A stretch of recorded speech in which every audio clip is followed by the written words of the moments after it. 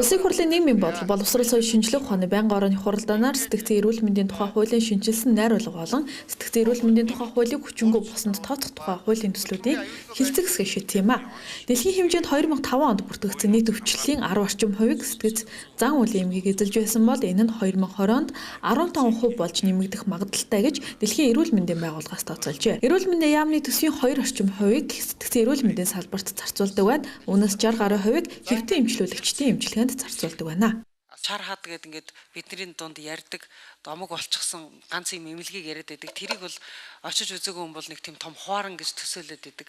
Тэгээ ийм байдалд цаашдаа бид нар төр сэтгцэн эмнэлгийг эмчилнэ гэдэг ингэх юм бол гэр бүлд бол тэр маш хүнд тусдаг. Тэр хүн шараад явцсан гэлээ энэ хүн ингэчдгийн гэлээч гэдэг юм уу. Тэр хүн цаашид нийгэмшигт нь маш хүнд тусдаг. Ийм учраас энэ хүнийхэн цаашдын нийгэмших хамгийн гол нь гэр бүлийнх нь энэ эмгэгтэй хүнтэйгээ сэтгэл зоохгүй харьцах энэ боломжийн хуулинд ямархуу байдлаар тусгагдчих. Нэгдсэн эмнэлгүүд дүүргийн төвүүдэд бол шинээр энэ кабинетуудыг бий болгож байгаа нь бол сэтгцэн эрүүл мэндийг урьдчилан сэргийлэх бас даамжруулахгүй бах цаашд нь бол олон нөлөөтэй арга хэмжээнд бол шинээр зохион байгуулж байгаа. Хүн сэтгэлийн дарамтаас гардаг өөрийгөө чөлөөлдөг хүн төрлөختний олон мянган жил хэрэгжилж ирсэн тэр олон сайхан аргуудыг энэ олон бид энэ төвүүдэр нээж байгаа сэтгцэн эрүүл мэндээр бол бие болоо сэтгэлийн нэмжилдэг энэ хосломол эмчилгээний үр дүнг бол цааш нэвтрүүлнэ гэж ингэж бодож байгаа. Манай улс 2000 онд анх удаа сэтгцэн эрүүл мэндийн тухай хуулийг батлаж байсан. 10 гаруй жилийн хугацаанд хүн амын дунд сэтгц зан үйл эмгэгийн тархалт болон амиа эвгүйтгэх тохиолдол буурахгүй байсаар байгааг албаны хүмүүс хэлж байна.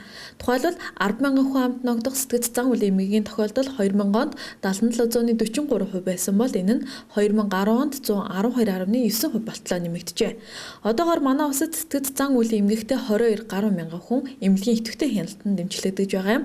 Мөн хөдөлмөрийн чадвараа алдсан нийт хүмүүсийн дотор сэтгцэн эмгэгтэй хүмүүс 15%-ийг эзэлж байна. Өнөөдөр Монгол улсад сэтгцэн эмгэгтэй өвчтөн ямар юм ууж байгаа вэ гэхээр хамгийн хямдхан 30-аас 40 жилийн өмнө гадаад улс орнуудад хэрэглэгдэжсэн жишээ дурдах юм бол галоперидол, амитриптилин гэх мэтчлэнгийн тийм лимнүүд хэрэглэж байгаа шүү дээ. Энэгээр бол сэтгцэн өвчтөй эмгэгтэй өвчтөн бол эмчлэгдэхгүй зөвхөн шинж тэмдгийн дараа л тэгэл нэг хагас юуны байдалтай байлгадаг ийм нөхцөлд байлгаж идэг. Эмэн дээр бол 488 сая төгрөгийн төсөвтэй. Энэ нь бол 450 ортой стационарыг тэр чигээр нь санхүүжүүлэх.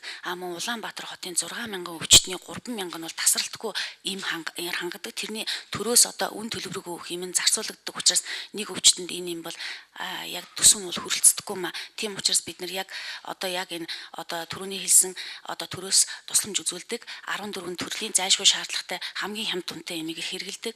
Энээс нөгөө эмүүд нь 20 дахин 100 дахин үнэтэй байдаг учраас бид нар авч хэрэглэх эдийн засгийн боломж ерөөсөө хүрдэггүй маа. Сэтгцэн эрүүл мэндийн даатгалын тухай хуулийн шинжилсэн найруулгын төсөлд мөн энэ салбарт ажиллаж байгаа эмч ажилчдын ажлын нөхцөл, цалин урамшуулал, хангамжийн асуудлыг тусгах, сэтгцэн эмгэгтэй иргэдийг нийгэмшүүлэх асуудлыг төлөхөд оруулах шаардлагатай байгааг гишүүд онцолж чуулганы хуралдаанаар хэлцгээд тавьсан юм а.